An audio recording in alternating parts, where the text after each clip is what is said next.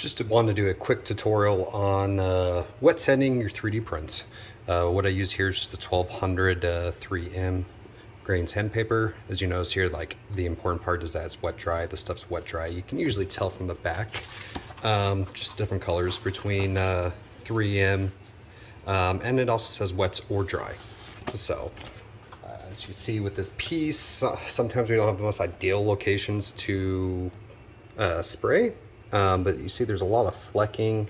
I actually had something fall in the paint while I was outside painting that. So I'm going to wet sand this so it's nice and smooth, so then when I go to apply my final coats, you don't see any of this in the final product.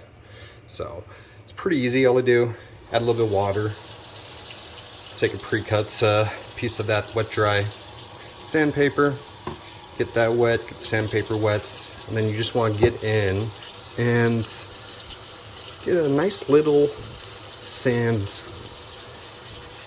You don't want to put too much pressure. The sandpaper is going to do most of the work for you. But what we're looking to do, we're not looking to take the paint off, we're looking to just get rid of those little chips. So if you see the flecks, they're starting to go away. I rub my finger on it, there's still a little bit of flecking in there. And so I'm going to just keep on sanding that so all that flecking is gone and it is nice and smooth. Once it's nice and smooth, then we'll go ahead and let it dry off, put the final coat on, and then apply the clear coats. So this piece is just about done. Another thing I like to do when I'm doing any of this work, if I do any sanding, wet sanding on it, I like to just hit the whole piece real quick, just to give it a little bit of texture and to make sure that it's getting rid of any little fleckings that I'm not able to see. Anyways, that's it.